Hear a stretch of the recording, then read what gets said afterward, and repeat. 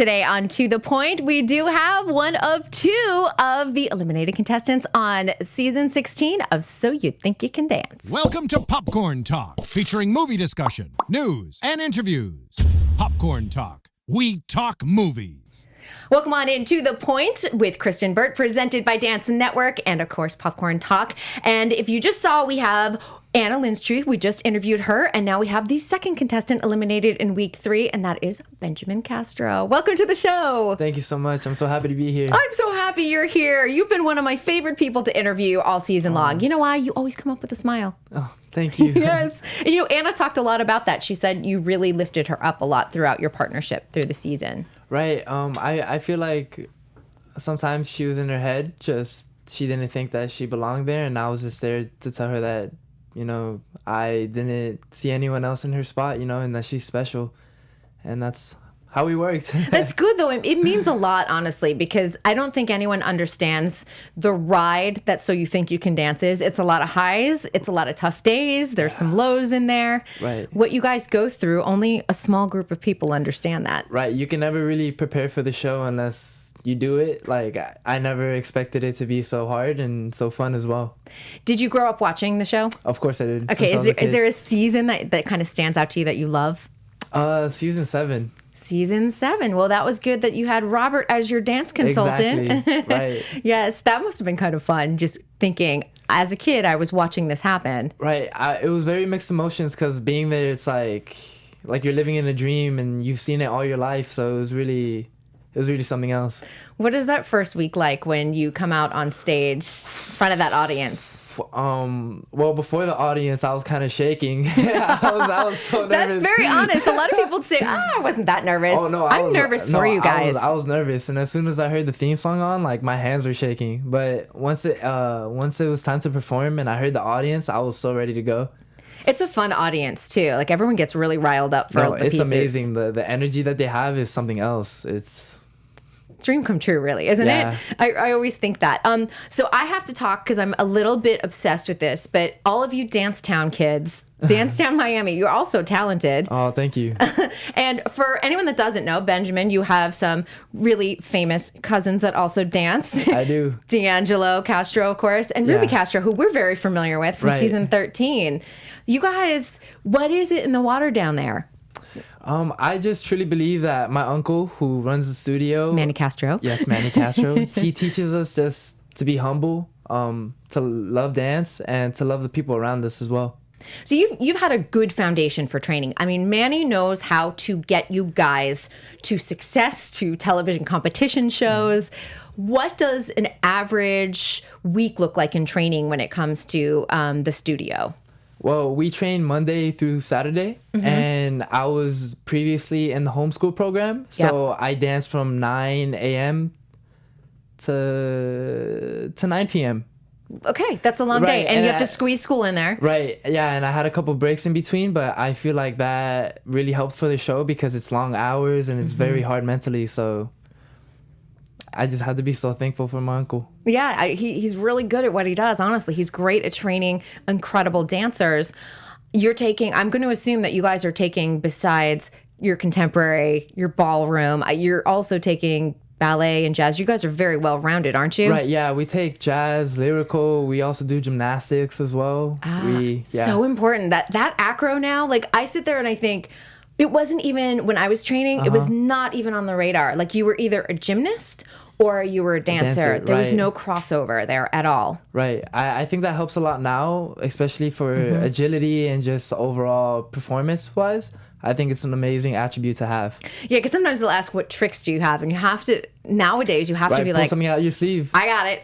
I'll show you I got it. Yeah. Right. It's really, really important. One of my favorite moments for you actually was Academy. You and Koine, I know where's Coco, but Koine, Koine, performing, and that was Oksana Platero's and Jonathan Platero's choreography. When they gave you that salsa routine, which is always their choreography is deceivingly hard. It looks easy, it's very, very hard. Were you thinking, I think this is going to be a really great routine for me? Yeah, I was really excited because obviously I also had salsa training.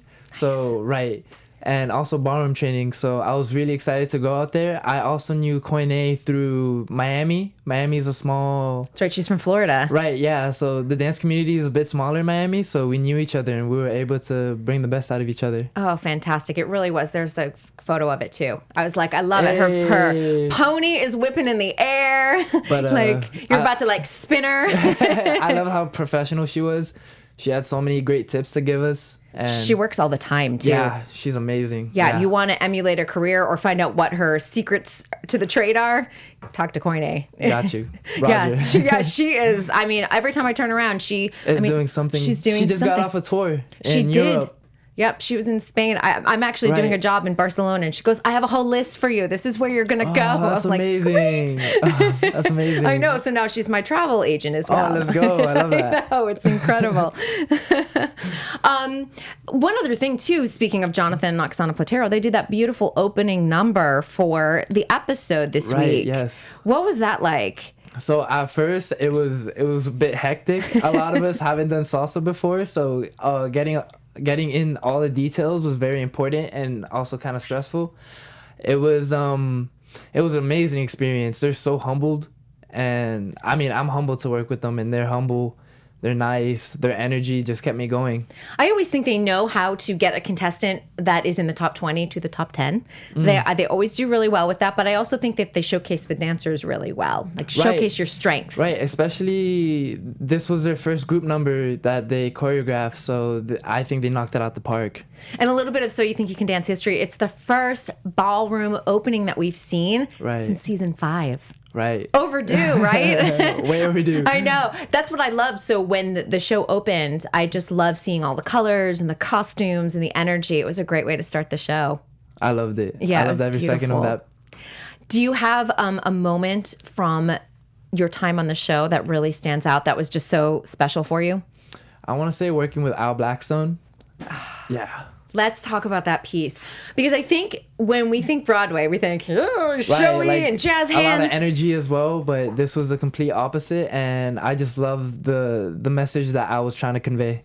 And what did he tell you guys to get you to that space? Because I think as dancers, we constantly want to be in motion. Right. And this was more about the storyline and the subtlety of movement. Right. So he just had us practicing it instead of going 100%. He had us going 50% and just really feeling the movement and feeling what the piece was about.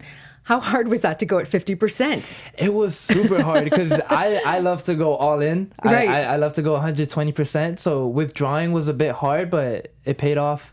It certainly did. And I think, to me, I think that that's a tour piece. I hope so. I think so. I think that, because Mandy Moore always likes to work her magic, but I feel like she'd be like, yes, I know exactly what to do with that. I would love to do that again. Yeah, and I love that they tamed, I love your hair, because your hair is a total character on stage as well. Hairography is a thing with you. Right. So when you come out with your hair, I mean, Sasha even mentioned, he goes, I love that hair. When you guys did the cha-cha. Yeah. But it's one of those things, too, that I sit there and I think, they slicked back the hair. They didn't make it a character in this one. Right, yeah. So they basically got rid of all my hair, but they didn't at the same time. But it looked good. Yeah, it looked great. It made me consider cutting my hair again. Oh, maybe. I don't know. Maybe. I know. So I have a feeling some people are going to say, don't cut your hair. Right. No, maybe once it's like summertime and I'm over it, yeah. I don't know. But it was wonderful because you and Anna looked like you just stepped out of a different century. Right. It was really beautiful. Did you guys love the looks that the costume and hair and makeup created? They always do an amazing job. I loved how I look. That's why they're Emmy Award nominated Right. and winning. They're really incredible.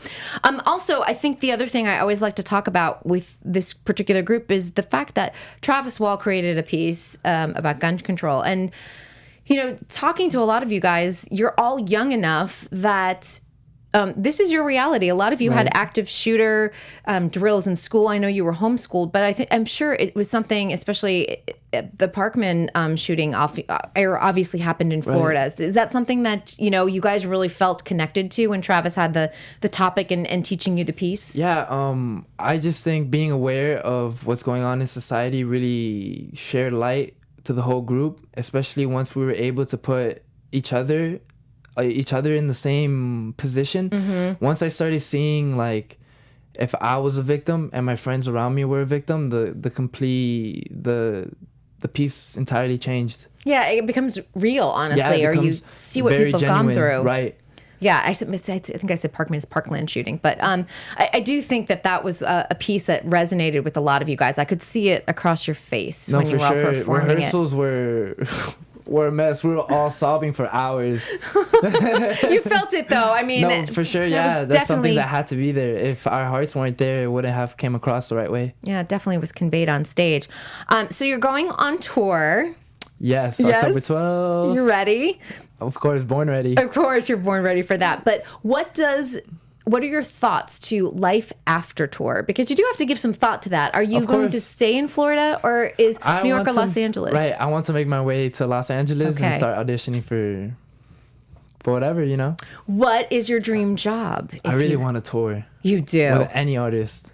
Okay, so you want to do type of backup dancing? I could also see you, if Travis had a Shaping Sound tour come back. Oh my gosh. Would you do that? I'd be so grateful to do that. Yeah. Yeah, I was like, I could see that too. I wouldn't think twice about that. I know. Everyone's like, when Travis Wall calls, you're like, nah. Yeah, right. Not today. Oh my gosh. I know. Can you imagine? Never. I know. I meant to ask him when he was in the studio whether Shaping Sound was coming back, because I've gotten a lot of viewer questions about that. Everyone's ready to see him back out on tour, but well, I hope so.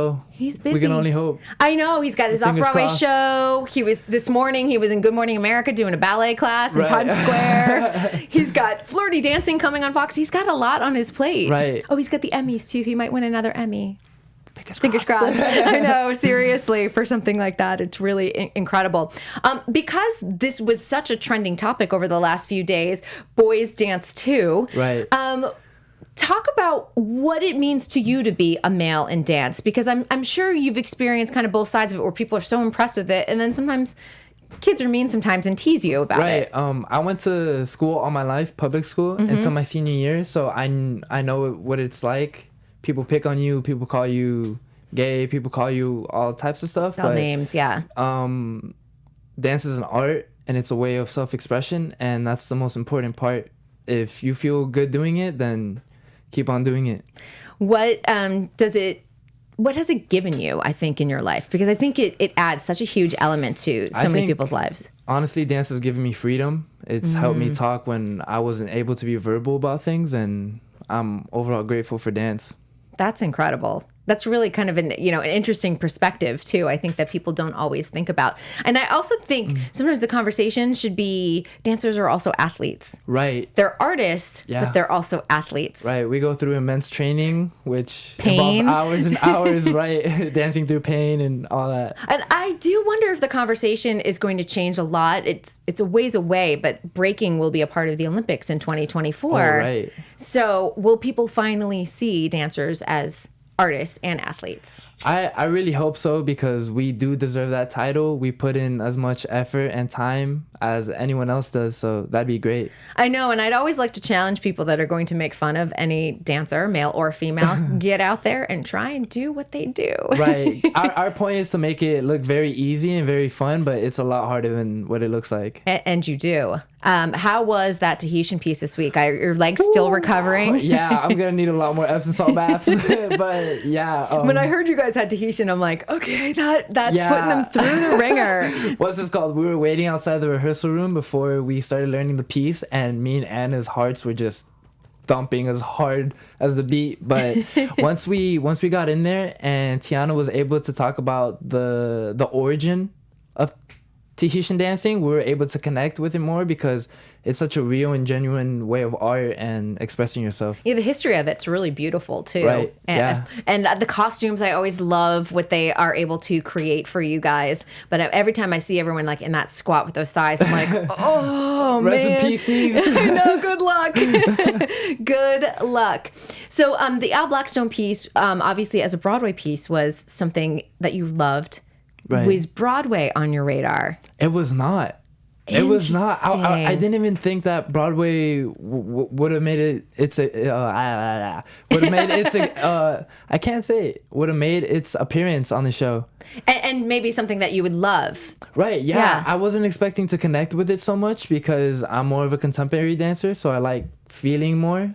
But because a lot of the contemporary dancers have done very well in New York on Broadway, by the way. Right, yeah, Ricky Ubeda. Ricky Ubeda, Melanie Moore. Exactly. We've got we even have Gabby Diaz, who is in the West Side Story movie. Yeah. Exactly. Would that ever be something? Can you sing? I can't. You can't. I can't. I tried. I auditioned for that. You did. I can't act either. Yeah, but as a dancer, you're an actor. You have to. Right. Yeah. Yes. Play the role. You do have to play the role, of course. What was that audition like for West Side Story? It was tragic. This was for the movie or for the Broadway revival? It was for the movie. For the movie, because there's two things going on. So Right, okay, yes. this was for the movie. Right. This was for the movie. With Justin Peck, so it was Right. tragic. Yeah, it was tragic. I sang Grease for part of my audition. Grease Lightning. Oh, Grease And Lightning! yeah, it was. Did you do this? Else. No. I did, but with my eyes closed. With your eyes, I would do it. You know, if I were singing, not only would I close my eyes, I'd block my ears because I'd be like, nobody wants to hear this. Trust me, I felt the same way. I only sing when I'm in the shower, so it was hard. But it's a good learning experience, isn't it? It was a good growing experience as well. Was Justin Peck, who's the choreographer for West Side Story, was he in the room when you guys were all auditioning? He wasn't. He wasn't. Okay. No. They probably did different screening rounds and stuff like Right, that. yeah. Yeah. But did you have to dance or you just sang and then? Yes, we danced first, and then we moved on to the singing round, and last was acting. Did they teach you like a classic move from West Side Story, like classic routine, or? Yeah, it was when like the boys. It was right before the fight. Or right So it before was, the like, Rumble. right before the Rumble. Ooh. Yeah, so it was awesome. It was very agile. It was very It's athletic. right. It's It was very athletic. It was fun. That's good. It was great. But see, they must have liked your dancing if they moved you on to the next round. I hope so. Yeah, I hope they did. That's good. That's good. That's Right? good. It's not a bad thing, honestly. But I always think, you know, when you have those auditions where you're like, oh, that was so bad. I've had bad auditions before and booked it. So sometimes it's not a good. You know, you think in your head like I was terrible, Right? And then you walk away and they're like, "Okay, you booked it," and you're like, "Really? Really? Did I? Because that was not my best. Wait till I show you how good I am." Right. Or, you know, and that's the funny thing. Like, you may get a call 6 months from now from that audition. You know, Fingers that's crossed, right. It sometimes happens, and you Right. think, well, I bombed that audition, but sometimes they see something in you that they're like, not right for this role, but Oh, right. right for the next project. Yeah. So I always You're like, right. don't ever discount those bad auditions. You're right. Unless it's like so bad that you like roll off the stage and Oh, fall out. I gosh. don't know. Right. No. Yeah. Like- worst possible case scenario type of thing, right? Yeah, like where it's like super embarrassing Right. and you don't want to ever show your face again. I didn't go that bad, but that's it. right, So it's a good thing. Yeah, it really could be a good thing. You never ever know. One other thing. What is like a family holiday like with all of these dancing Castros around? Are you guys all like getting up and dancing? Honestly, it's a lot more eating than dancing. It's what we're eating. That's a good household but, though. But we do love to dance, like all styles. We usually do like a bit of cha-cha. We do a little bit of samba. I'm inviting we do a my little bit of improv. I'm coming for Christmas. Oh, let's go. You're yeah, invited. I Heck can't yeah. wait. My husband's a good social dancer too, so Oh, he'll yeah? fit right in. Yeah. Oh, nice. Yeah, he's he knows how to tango and a little salsa. So Sweet. yeah. So now I'm coming to just let your mom know. Okay, we got you. All good. All good. And I heard a rumor that D'Angelo, hopefully for season 17, might try an audition for So You Think You Can Dance. Right, he actually auditioned for season 16, but he wasn't able to. He's under contract with Right. another network. So, Exactly. yep. So hopefully next year he'll be able to. We'll get come. all the Castros on So You That Think would be You Can amazing. Dance. I'm up for that. I'm totally up for that because watching Ruby grow, she's such a gorgeous dancer. Yeah, I agree. And human. I've learned a lot from her. You guys are a beautiful family. Oh, thank you. Incredible. Well, I want to thank you so much for joining us. If people want to follow you and they're not already following you on social media, tell us your Instagram handle. Benjamin Castro 01. 01. There's only one, right? Boom, There's a yes. lot of them, actually, aren't there? You're like, but I'm number one. 01. 01. I'll see you out on tour. I'm looking forward to catching you guys. I'm probably going to catch you. There's like 5 Los Angeles dates or Southern California yeah. dates. You guys are here for quite a bit. some time, It's right? such a good thing, Thank you so though. much for having me. Congratulations, Thank too. you so much. All right, you guys. This is, of course, a special episode of To The Point. We'll have our regular episode on Tuesday at 3 p.m. Pacific time, 6 p.m. Eastern time, and it's Tati McQuay coming in. So we're going to have a lot of fun with that particular episode. Shout out to Popcorn Talk and Dance Network, and for all of your dance news, check out dancenetwork.tv. From producers Maria Menounos, Kevin Undergaro, and the entire Popcorn Talk Network, we would like to thank you for tuning in. For questions or comments, be sure to visit popcorntalk.com. I'm Sir Richard Wentworth, and this has been a presentation of the Popcorn Talk Network.